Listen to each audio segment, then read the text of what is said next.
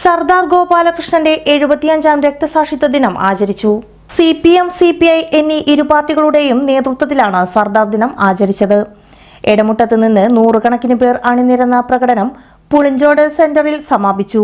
തുടർന്ന് നടന്ന സമ്മേളനം CPM സംസ്ഥാന കമ്മിറ്റി അംഗം NN കൃഷ്ണദാസ് ഉദ്ഘാടനം ചെയ്തു. സംഘാടക സമിതി ചെയർമാൻ PK ഷാജു അധ്യക്ഷനായി.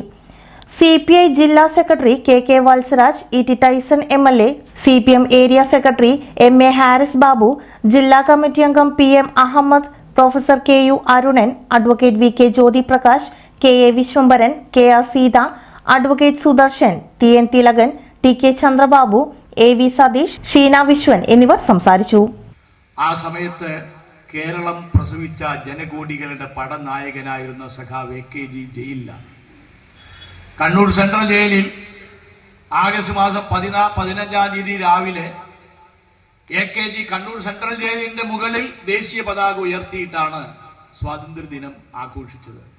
വീണ്ടും ആഴ്ചകൾ കഴിഞ്ഞിട്ടാണ് AKGയെ ജയിലിൽ നിന്ന് മോചിപ്പിച്ചത്, നടപടിക്രമങ്ങളൊക്കെ പൂർത്തിയാക്കിയിട്ട്. ഇപ്പൊ ബ്രിട്ടീഷുകാരില്ലാതെ, ബ്രിട്ടീഷുകാർക്കെതിരായിട്ടുള്ള സ്വാതന്ത്ര്യ സമരത്തിൽ കമ്മ്യൂണിസ്റ്റുകാരില്ലാത്ത ഒരു ദേശീയ സ്വാതന്ത്ര്യ സമര ചരിത്രം എഴുതാനാവില്ല. ഞാൻ ഇത്രയും ആമുഖമായി പറഞ്ഞത് നിങ്ങൾ ആലോചിക്കണം. 1947 ഓഗസ്റ്റ് 15 ഇന്ത്യ സ്വതന്ത്രമായി. 48 ജനുവരി മാസത്തിൽ മദിരാശി സംസ്ഥാനത്ത് കമ്മ്യൂണിസ്റ്റ് പാർട്ടിയുടെ പ്രവർത്തനം നിരോധിച്ചു. മദിരാശി സംസ്ഥാനത്തിലെ ജില്ലയായിരുന്നു മലബാർ. മലബാർ ജില്ലയിൽപ്പെട്ട പൊന്നാനി താലൂക്കിലെ അന്ന് ബ്രിട്ടീഷുകാർ ഭരണത്തിന് വേണ്ടി ഉണ്ടാക്കിയിരുന്നത് വില്ലേജ്, പഞ്ചായത്ത് അങ്ങനെയൊന്നുമില്ല. താലൂക്ക് കഴിഞ്ഞ പിന്നെ ഫർക്കയാണ്.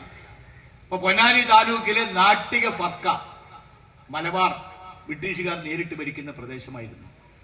ഇവിടെയെല്ലാം കമ്മ്യൂണിസ്റ്റ് പാർട്ടിയെ നിരോധിച്ചു. നമ്മളും കൂടി, നമ്മുടെ പൂർവികർ കൂടി ത്യാഗപൂർവമായ പ്രവർത്തനത്തിലൂടെ ജയിലിൽ കിടന്നും മർദ്ദനമേറ്റും നേടിയെടുത്ത സ്വാതന്ത്ര്യം ഏതാനും മാസം കഴിഞ്ഞപ്പോൾ കമ്മ്യൂണിസ്റ്റ് പാർട്ടിയെ നിരോധിച്ചു. ഈ മേഖലയിൽ ആനക്കര വടക്കത്തെ കുട്ടിമാട് നമ്മുടെ ഭർത്താവായിരുന്ന കുട്ടീഷമേനായിരുന്നു മദ്രാസ് സംസ്ഥാനത്തിന്റെ അന്ന് ആഭ്യന്തരമന്ത്രി. അദ്ദേഹമാണ് ഒഞ്ചയം വെടിവെപ്പിന് നേതൃത്വം കൊടുത്തത്.